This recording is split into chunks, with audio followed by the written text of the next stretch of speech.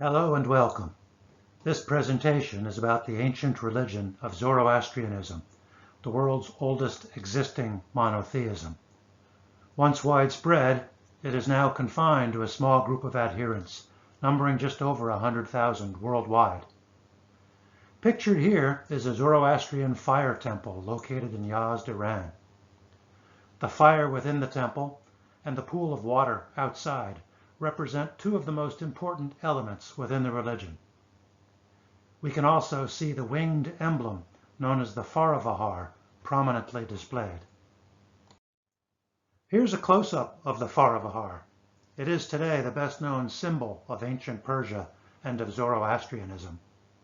The winged disc was common in the ancient Near East. It probably originated in Egypt, first as a symbol of the god Horus, and then of the pharaoh. Later, a similar symbol represented the Assyrian sun god Shamash.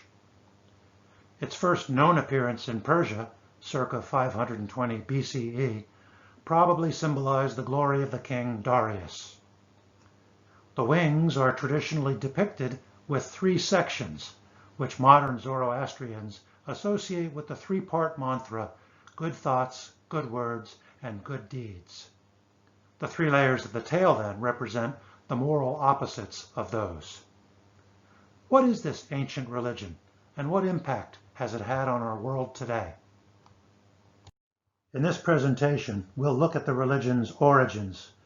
We'll talk about the three varieties of Zoroastrianism: Gathic Monotheism, strict Dualism, and Zurvanism. We'll then look at two issues in particular, one philosophical and one historical. Those are the problem of evil and the question of influence.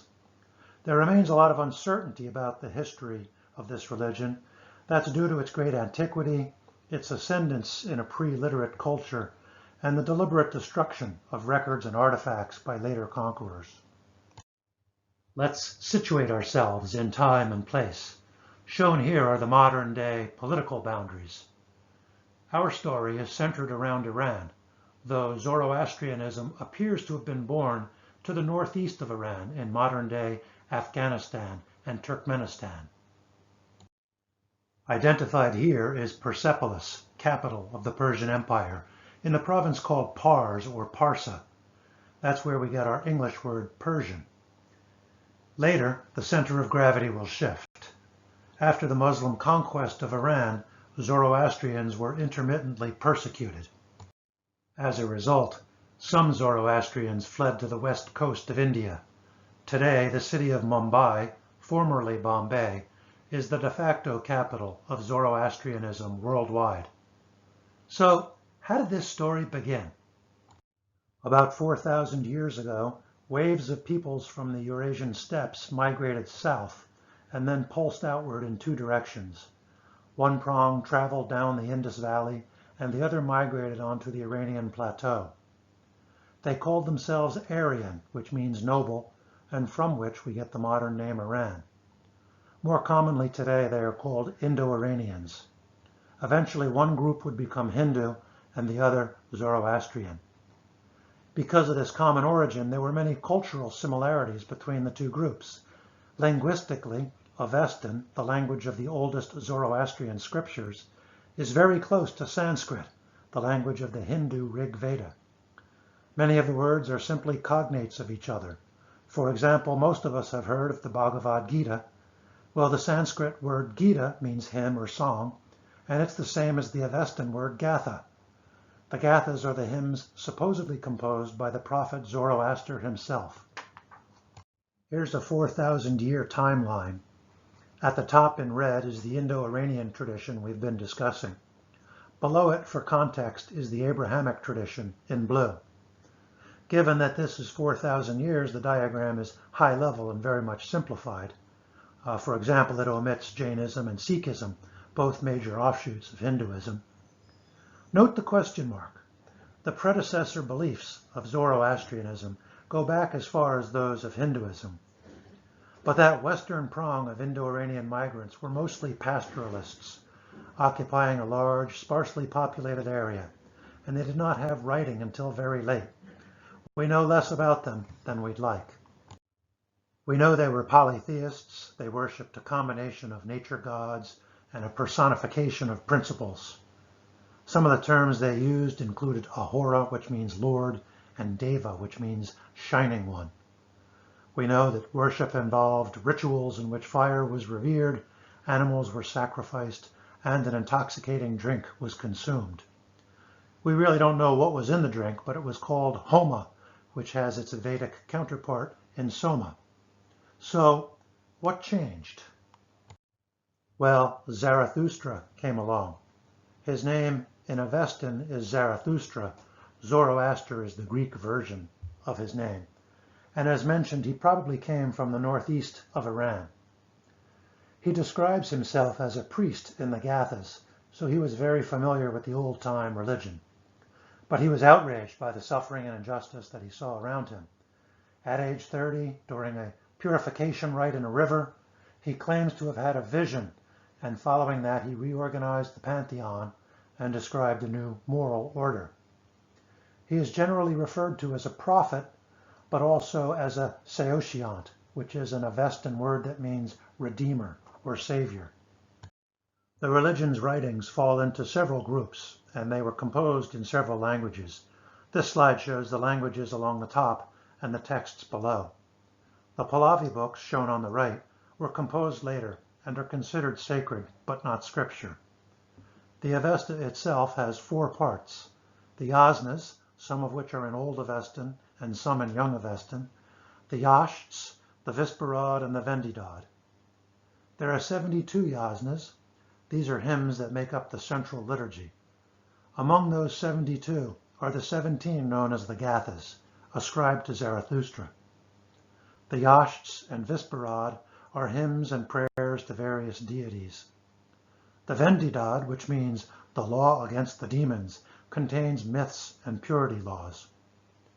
So when were these texts, particularly the oldest ones, that is the Gathas, composed?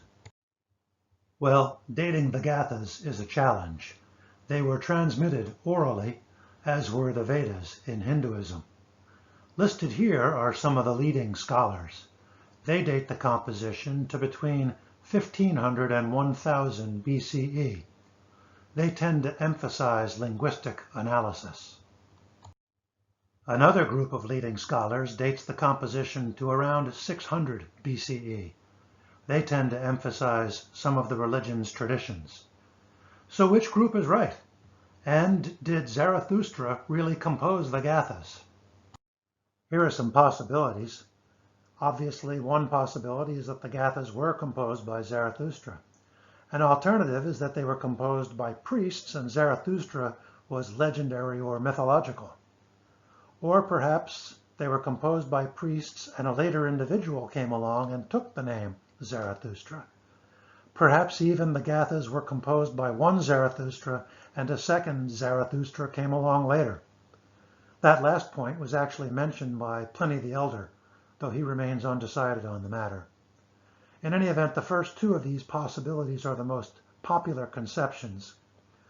Whether he composed the Gathas or not, and whether the Gathas were composed in 1400 or 600, we don't know, but we do know in any event that the Gathas are pretty old. We'll return to the issues of historical dating in a bit when we consider the possibility of Zoroastrian influence on Judaism and Christianity. But first, let's take a look at Zoroastrian beliefs. According to Gathic Monotheism, there is one self-existent God, Ahura Mazda, which means wise Lord, and he created the universe. Spenta Mainyu is a good spirit. There were 6 Amesha Spentas, which means bounteous immortals. All of these are emanations or hypostases of Ahura Mazda. They form a divine heptad, or group of 7. There were lesser gods, Yazatas. These were created by the Amesha Spentas, and they include Ahuras, who are good, and Devas, who are evil. The Devas are led by Angra Mainyu, which means evil spirit. When Zoroastrians refer to their own religion, they generally call it Mazdayasna, which means worship of Ahura Mazda. Fun fact, the Japanese car company Mazda is named after Ahura Mazda. The company's founder was a student of religion and he thought an association with the god of light would brighten the image of his cars. But I digress. The devas became false gods or demons. The origin and nature of the evil spirit, Angra remains the source of scholarly debate. Exactly how he fits in is a key element in distinguishing the three varieties of this religion. The cosmos is divided into the world of thought and the world of matter. Both thought and matter are further divided into good and evil, so there are 4 quadrants. This is very different from Gnosticism or Manichaeism because in those systems, matter is equated with evil and thought or spirit is equated with good. Ahura Mazda's creation is considered good, but all beings exercise free will. This includes Ahura Mazda himself. So the good spirit is good by choice, and the evil spirit is evil by choice. And each human being must choose. There is no original sin in Zoroastrianism. The human intellectual and moral faculties operate without corruption. Exercising one's free will, the right choice is good thoughts, good words, and good deeds. That is the most important Zoroastrian mantra. The most important ritual is the yasna ceremony. The word yasna, which means worship, refers both to the hymns in the sacred text of the Avesta and also to the ceremony in which the hymns are recited. In major centers today, the yasna is performed every day. In smaller centers, it may be performed only on festival days. It takes place in the morning and lasts about 2.5 hours. Its purpose? To strengthen the orderly creation of Ahura Mazda against the destructive forces of Angra. A priest recites the yasnas in front of the sacred fire, the symbol of truth and of Ahura Mazda. The face mask shown in the picture is a traditional way to prevent the breath from contaminating the purity of the fire. But note, fire is not worshipped. That error traces back to Marco Polo, who unfortunately called Zoroastrians fire worshippers. The ritual also includes preparation of the beverage homa. Today, it is non-intoxicating. It's made by pounding ephedra and pomegranate twigs to extract a small amount of juice. The juice is then added to milk, and the resulting beverage is poured into a stream as a ritual purification of the waters. Human beings fight the devas through their own ethical conduct. The aim is to live harmoniously with each other and with the cow. A future judgment and differentiated afterlife await. That means the house of the song or the house of the lie. There is no notion of salvific faith. No need to have faith in Ahura Mazda. Judgment is based on one's ethical behavior. In the Gathas, the cow symbolizes life. In this symbolic vein, the soul of the cow cries out to Ahura Mazda for help. Ahura Mazda appoints Zoroaster as the cow's protector. Consistent with this custodianship of the natural world, Zoroastrians developed purity laws about keeping natural elements unpolluted, especially fire, water, and soil. So far, we've been discussing the Gathas, purportedly composed by Zarathustra himself. But what happened after Zarathustra? In the later Avestan writings, those not attributed to him, we see a shift to what can be called strict dualism. This is the second of the 3 varieties of the religion that I mentioned at the beginning of the presentation. Angra now exists independently. He is not a creation of Ahura Mazda. He creates counterparts to the 7 Amesha Spentas. The good spirit, Spenta Mainyu, that I mentioned earlier, he kind of gets left behind. So the struggle now is between Ahura Mazda and Angra Mainyu. Angra Mainyu has essentially been promoted up to equality with Ahura Mazda. This strictly dualistic view is what many historians refer to as Orthodox Zoroastrianism. Let's summarize the key differences between this and Gathic Monotheism. With Gathic Monotheism, Ahura Mazda is ultimate, but under strict dualism, Ahura Mazda and Angra Mainyu are opposing substances, co-eternal. So several generations after the prophet's vision, there is a shift from monotheism to dualism. There's also a resurgence in the worship of lesser gods, especially Mithra, associated with fire, and the goddess Anahita, associated with water. The first question one might ask is, well, who changed the teachings here?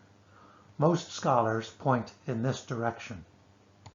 The Magi originated among the Medes, and they may have arisen independently of Zoroastrianism. The earliest known use of the word is in the Behistun inscription, circa 520 BCE. The earliest reference in Greek literature comes from Aeschylus, from around 470 BCE, in his play The Persians.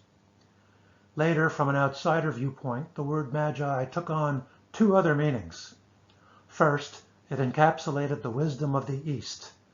This is probably the notion reflected in the Gospel of Matthew, in which a group of Magi come to worship the newborn Jesus. Second, Magi came to be associated with astrologers, conjurers, and quacks.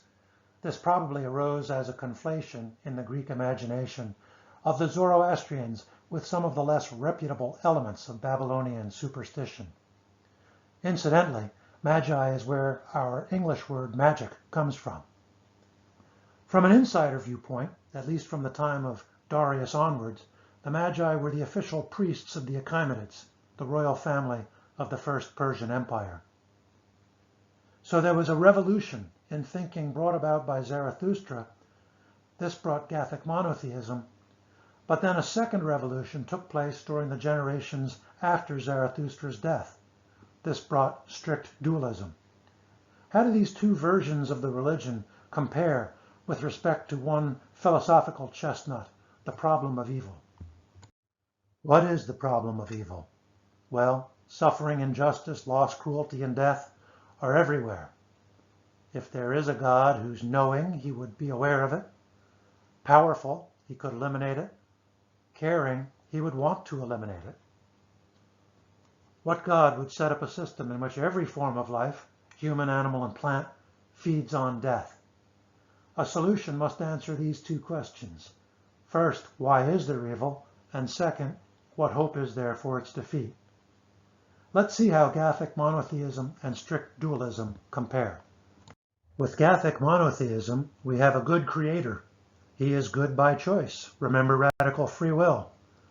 But does Ahura Mazda's choice to be good rather than bad imply that good and bad already exist independently of him for him to choose from? That would suggest he is not ultimate. Good winds up being defined as that which is set down by Ahura Mazda, order and harmony. But if he is good and he is the ultimate creator, doesn't he bear some responsibility for the evil of Angramanyu, even if Angramanyu is evil by his own choice? Finally, why does Ahura Mazda tolerate Angramanyu and all the suffering he brings? Any justification must include the idea that this state of affairs is only temporary. There must be a change coming in the future to set things right. What about strict dualism? The first thing to observe is that strict dualism really represents the explanation for evil par excellence. Of course, Gathic monotheism has an element of dualism, but in strict dualism, good and bad, or good and evil, are co-equal. Dualism also provides an answer to a question that, in my opinion, monotheism struggles with. Namely, why would a God create a world at all? A monotheistic God could simply exist in an eternal, self-satisfied stasis. But with Zoroastrian dualism, there is a reason for the existence of the world. Ahura Mazda creates the world because he needs its help in defeating evil. He needs reinforcements in the form of moral agents to tip the cosmic scales against his adversary. Notice the two forces are good or evil by nature. Evil here is not a privation, it is a substance. That raises an interesting question. An act is praiseworthy only if the actor could have done otherwise. But if a God is good by nature, then how can a believer praise that God for a good act? Alas, there is an even more fundamental problem with dualism, which I call the ultimacy problem. As soon as there are two or more gods, then some principle must exist to distinguish between them, to limit the respective spheres, and to govern their interactions. That principle would then be ultimate, not either of the two gods. Despite their superpowers, which make them impressive to human beings, both of these gods occupy an environment to which they are subject and which is not subject to them. The ideas of a struggle between good and evil, a consummation of time, a judgment, and an afterlife are mentioned in an undeveloped way in the Gathas and in royal inscriptions. During the Sasanian period, however, the doctrine was clarified and elaborated upon. In these later writings, Angra is referred to using the Middle Persian name Ahriman. Here, there's a 12,000-year sequence of events, divided into creation and mixture. As I just mentioned, this dualistic story explains why the world exists. The story provides a moral basis for creation. The material world is a battleground. Human effort, good thoughts, good words, good deeds, is necessary for good to triumph. Here's how it plays out. At time 0, Ahura Mazda begins creation of the spirit world. The spirit world will serve as the blueprint for the material world. There are interesting parallels here with Plato's theory of the forms. In any event, Ahriman is not only evil but stupid, which is consistent with his disordered existence. At first, he's unaware of Ahura Mazda, but eventually he perceives a light and desires to destroy it. At 3000, Ahriman confronts Ahura Mazda, who challenges him to a duel in an arena in which they can interact. Ahriman agrees, and Ahura Mazda recites a prayer which knocks Ahriman into a swoon, because Ahriman can now see that he will eventually be defeated. While Ahriman is unconscious for 3,000 years, Ahura Mazda creates the material world. At 6,000, Ahriman wakes up and, true to form, attacks creation. He bores a tunnel through the center of the earth, which is where hell, or more accurately the house of the lie, will eventually be located. He pollutes pure elements. For example, he puts salt into the waters and smoke into the fires. But the material world is a trap. The good spirits bind Ahriman so he cannot escape. Human beings convert evil into good via their own ethical conduct. Halfway through the time of mixture, at 9,000 years, Zarathustra receives his revelation. Zarathustra is the first Saoshyant, or Redeemer. He is followed at 1,000-year intervals by 3 more Saoshyants. From the point of Zarathustra's revelation forward, the world is gradually improving. The evil forces, sensing their impending defeat, turn on each other. Ahriman frantically exhausts himself, and he is permanently defeated at 12,000, at which time the world is renewed. This fantastic story raises a lot of questions. To begin with, if one does the arithmetic, the time of the renewal is getting close. Some Zoroastrians believe that the 3rd Saoshyant is among us today. The notion of a cosmic struggle provides solutions to 2 great problems. First, it provides an explanation for evil and a promise of its eventual defeat.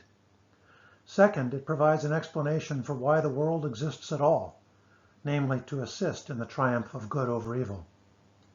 But the cost of solving these problems is the creation of another, the ultimacy problem. If there are 2 gods, then what principle stands behind them to differentiate them? Let's shift gears from philosophy to history. What was the context for these ideas? The Achaemenid Empire was the first of several Persian empires. Founded by Cyrus the Great when he conquered Babylon, it reached its greatest extent, shown here, under Darius and his son Xerxes. At that time, it ruled an estimated 40% of the world's population. What about Cyrus the Great? Was he a Zoroastrian? We don't know. What we do know is this. In 539 BCE, he marched into Babylon. His victory is documented in the Cyrus cylinder. Made of clay, it's about 10 inches long and 5 inches in diameter. It was his proclamation to his new subjects. In it, he attributes his conquest to the Babylonian god Marduk. But that does not mean he worshipped Marduk. Like some other conquerors in the ancient Near East, Cyrus positioned himself as the chosen ruler of the gods worshipped by the people he conquered. So when he conquered Babylon, he credited his victory to Marduk. But when he conquered Nippur, he credited that victory to the god Sin, the chief god of Nippur. And of course, when he liberated the Jews from the Babylonian captivity, he claimed that their god, Yahweh, had appointed him for that task. So the religious professions of Cyrus tell us more about his clever statecraft than his inner convictions. But we see a consistent praise of Ahura Mazda by Cyrus's later successor, Darius. Shown here is the Behistun inscription, high up on a cliff face in western Iran. The carving is about 25 meters wide by 15 meters high. In it, Darius repeatedly thanks Ahura Mazda for his various triumphs. In the carving, Darius is holding a bow as a sign of kingship. He has his left foot on the chest of a defeated figure. Behind him stand 2 servants, and in front of him are 9 figures with their hands tied, representing conquered nations. And hovering above the tableau is the earliest known image of the Faravar, discussed earlier. Darius ordered copies of the Behistun inscription to be distributed throughout the empire. And there is even an Aramaic version that was found on papyrus at the Jewish Elephantine settlement in Egypt. So we know that the leadership of the Persian Empire, if not all the commoners, worshipped Ahura Mazda. But how far did these beliefs spread? Did Zoroastrian beliefs influence the evolution of Judaism and thereby Christianity? Let's consider the words of one ancient Greek historian. Hecataeus, but under the empires which arose up in later ages, especially during the rule of the Persians and in the time of the Macedonians, who overthrew the Persians, through intermingling with foreign nations, many of the traditional customs of the Jews were altered. This is an intriguing passage, but it does not give us much to go on. On the other hand, it's easy to see why a case for Zoroastrian influence might be made. There were a few big changes to Jewish beliefs over the relevant time frame. Changes in beliefs about angels, about Satan, about resurrection, and about the afterlife. Let's take a closer look at 2 of these, afterlife and Satan. Consider these beliefs in the Old Testament period. In the Old Testament, there is no differentiated afterlife. Everyone's spirit goes to an underground world called Sheol. It doesn't matter if you're good or bad, a Jew or not a Jew, everyone goes to Sheol, and they remain there without any sort of resurrection. The Old Testament does refer to heaven, but only as a residence of God, not a place where humans would ever go. References to hell in the Old Testament are English language translations of Sheol. In the Old Testament, Satan is a character who takes direction from God. He does not oppose God. We see clear changes by the intertestamental period. That is the time between the writing of the Old and New Testaments. We see the emergence of a differentiated afterlife for human beings, and we see Satan now as an opponent of God and a personification of evil. These are big changes. So, were they the result of external influence or simply internal development? To demonstrate external influence, one would have to establish that, number 1, the beliefs were already in place among Zoroastrians, and 2, that there was a plausible transmission mechanism. Can we do that? This timeline shows the rule of Judea. The earliest period independence ended with the Babylonian conquest and captivity in 587. In 539, the Persians under Cyrus conquered Babylon and emancipated many of the enslaved peoples there, including the Jews. In the Old Testament, 2nd Isaiah was so grateful, he even called Cyrus the Messiah, the only Gentile ever referred to using that term. But now Judah was a Persian client state and would remain so for the next 200 years. The Persians were defeated by Alexander the Great, and Judea was then ruled by his Greek successors. If there was Zoroastrian influence, it was just as likely to have occurred during the Greek as during the Persian period. During the Greek period, there was, at least for many Jews, an openness to foreign commerce and ideas. So what does the evidence tell us?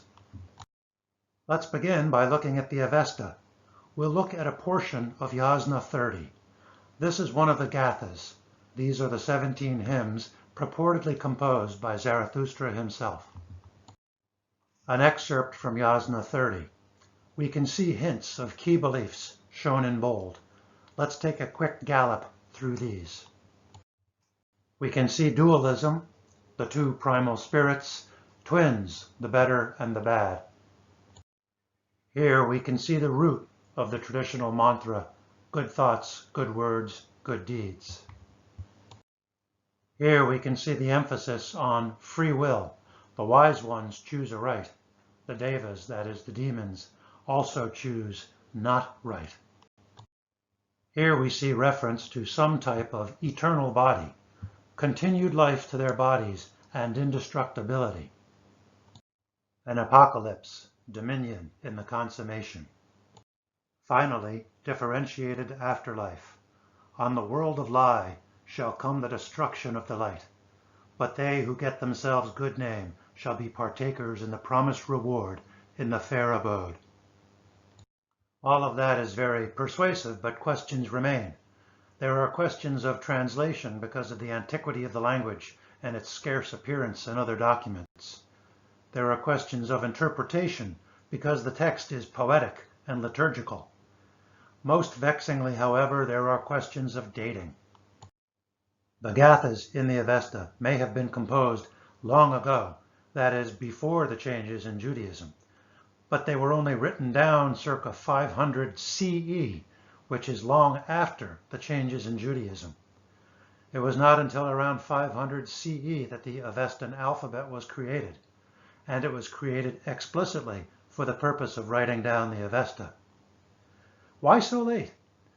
Well, Zoroastrianism began in a pre-literate culture, and even after writing was known, it was considered profane. In ritual, the sounds of the spoken words, it is believed, convey a special power. The eventual writing may have been prompted by competitive pressures brought about by Buddhism, Manichaeism, and Christianity. As a result, we can't be certain what the Avesta originally said, what changes might have been introduced over that long period of oral transmission. Well, is there other evidence? Yeah, we have two other sources, Persian inscriptions and Greek commentaries. These are excerpts of inscriptions left by Darius. A great God is Ahura Mazda, who created this earth, who created yonder sky, who created man, who created happiness for man, who made Darius king. King Darius says, afterwards there was a certain man, a Magian, Gaumata by name, who raised a rebellion. Here we have the first mention of the Magi. This was a rebellious Magian or Magus who was defeated. King Darius says, as to these provinces which revolted, lies made them revolt, so that they deceived the people. Then Ahura Mazda delivered them into my hand. Here Darius assures the reader that he was a warrior in the battle against the lie. King Darius says, whoso shall worship Ahura Mazda, divine blessing will be upon him, both while living and when dead. So here we see the promise of an afterlife and a blessed one for those who follow Ahura Mazda. It does not say explicitly what happens to those who do not fall into this category, but it is presumably something different and inferior. Darius' son, Xerxes, commissioned what is known as the Deva inscription. A great God is Ahura Mazda, who created this earth, who created yonder sky, who created man, who created happiness for man, who made Xerxes king.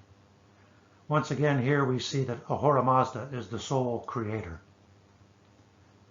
And among these countries there was a place where previously demons were worshipped.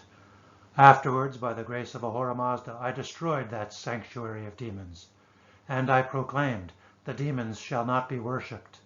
Where previously the demons were worshipped, there I worshipped Ahura Mazda, at the proper time and in the proper manner. We see here a fight against the demons. And notice his emphasis on cultic correctness.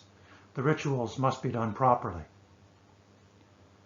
The man who has respect for that law that Ahura Mazda has established and worships Ahura Mazda at the proper time and in the proper manner, he both becomes happy while alive and becomes blessed when dead. Once again, the promise of a blessed afterlife for those who follow Ahura Mazda.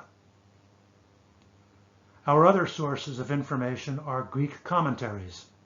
Sometime after the Greek-Persian War, the father of history wrote his account of the events. He also provides a description of Persian religion. Herodotus wrote his history around 440 BCE.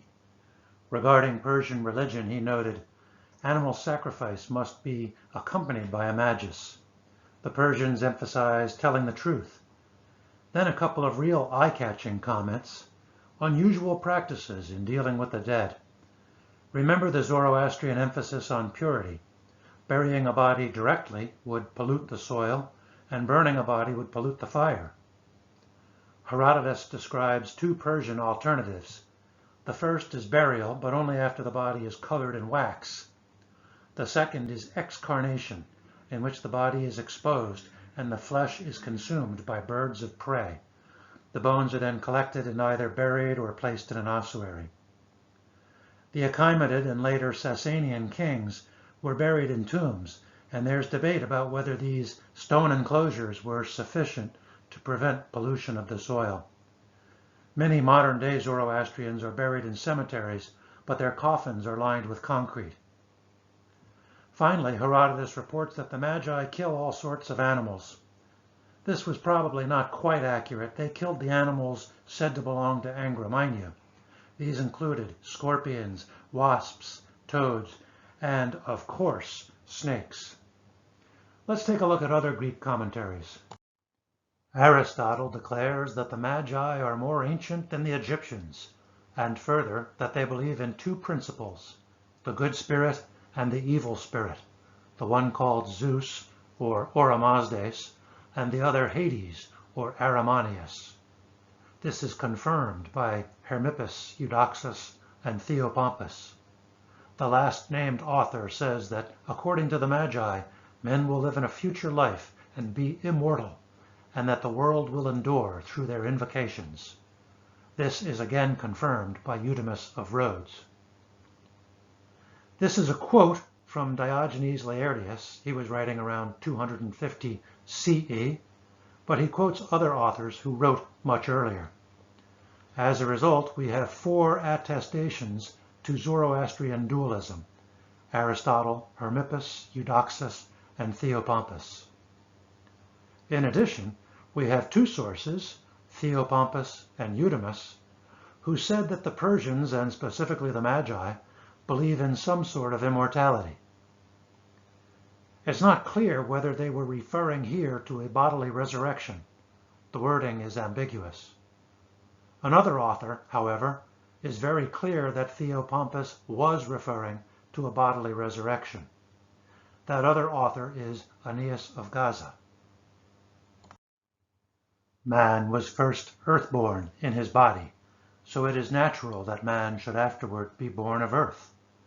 But if the Creator himself promises the immortal soul to make its body also immortal, you urge one another to wage war. Yet Plato brings Harmonius back from Hades to the living in the body, and Zoroaster foretells that there will be a time when there will be a resurrection of all the dead. Theopompus knows what I mean, and himself teaches the rest. This is an excerpt from a book entitled Theophrastus, written by a guy named Aeneas of Gaza around 500 CE, so very late by our standards here. He is a Christian defending the Christian doctrine of a bodily resurrection from those who criticize that belief. In other words, those who, quote, wage a war. In his book, Aeneas of Gaza refers to earlier writers to show that his Christian views on bodily resurrection are not that unusual. The main point of his speech is that God can transform matter. So this is clearly about material or bodily resurrection. According to this quotation, the Persians believed in a bodily resurrection as taught by Zoroaster. If that is true, then the latest possible date for the circulation of a belief in bodily resurrection is the mid-4th century BCE. That is early enough to have contributed to the changes in Judaism that we've discussed.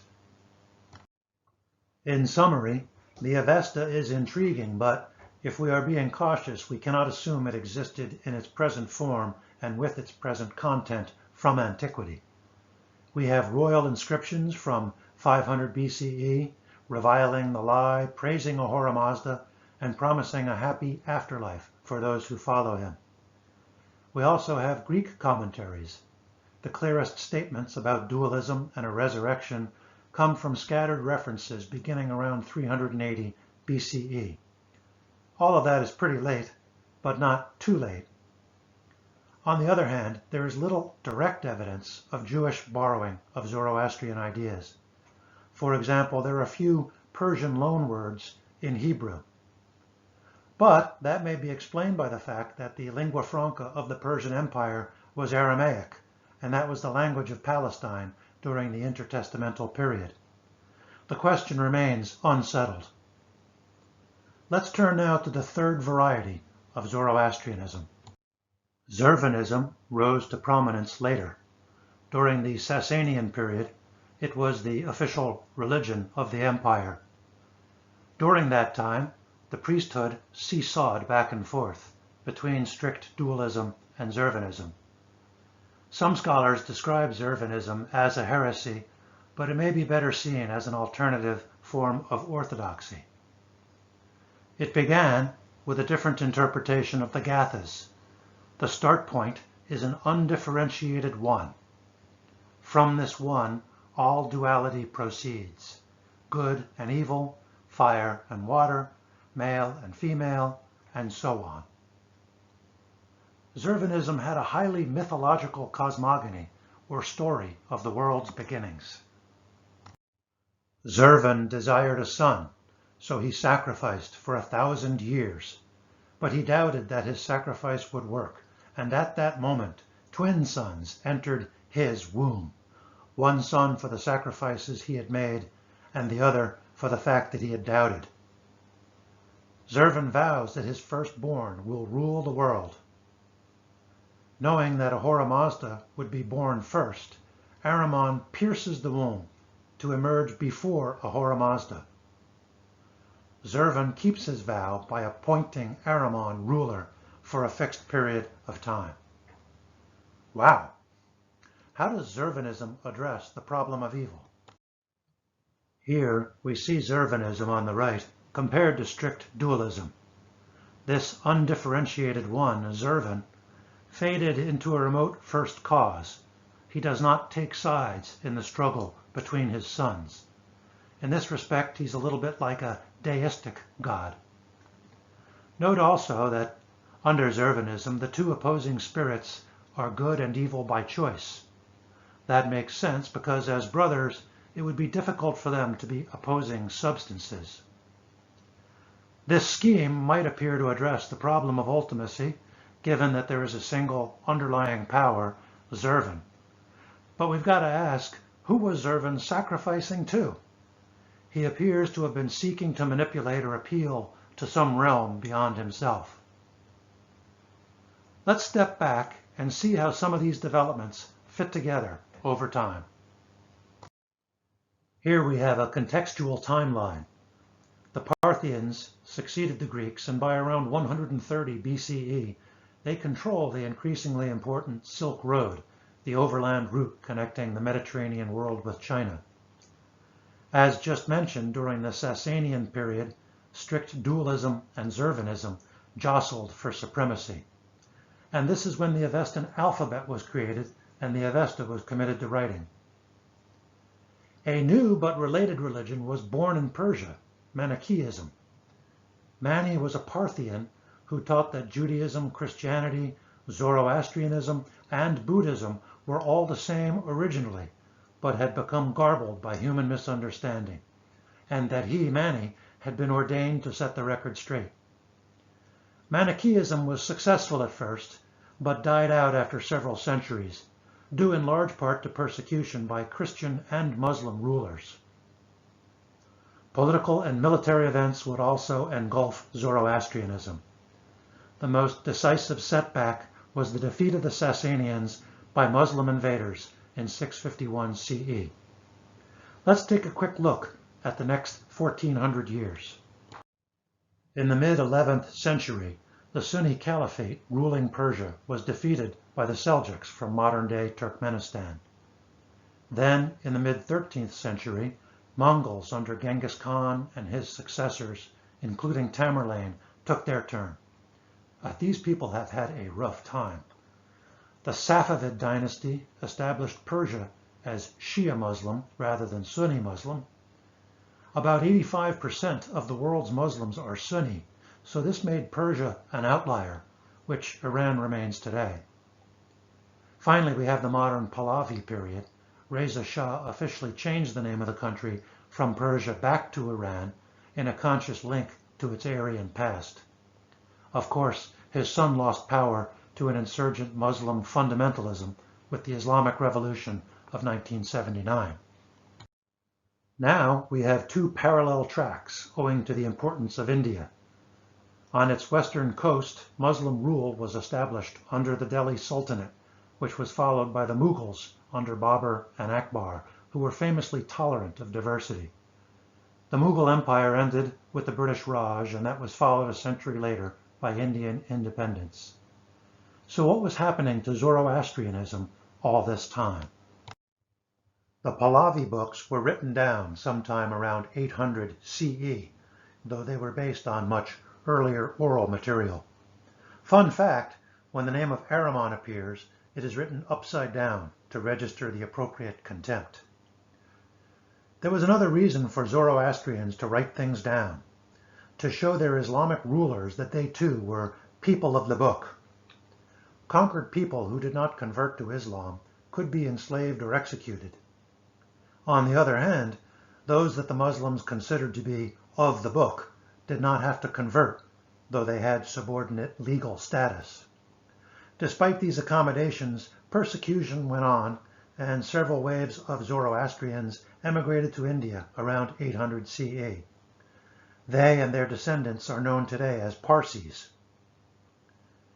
Zurvanism disappeared in the 11th century. As a persecuted minority, Zoroastrians may have had little energy or interest in doctrinal infighting. The Reveillats, a collection of letters that were sent back and forth between Zoroastrians in India and those in Persia, constitute commentaries that might be considered analogous to the Talmud of Judaism. Around 1800, further persecution under the Qajar dynasty led to another Zoroastrian exodus to India. They and their descendants are called Iranis. In the 1840s, Protestant missionaries in India criticized Zoroastrians for their beliefs and their lack of familiarity with some of their own texts. This criticism triggered re-examination and internal debate among Zoroastrians, a process which has been called the Zoroastrian Revival. This chart shows the distribution of Zoroastrians in the world today. The countries with the largest populations are India, Iran, and the US. But note how small the total is. The world population is only about 110,000. This was based on 2012 data, and that was down 9% from 2004.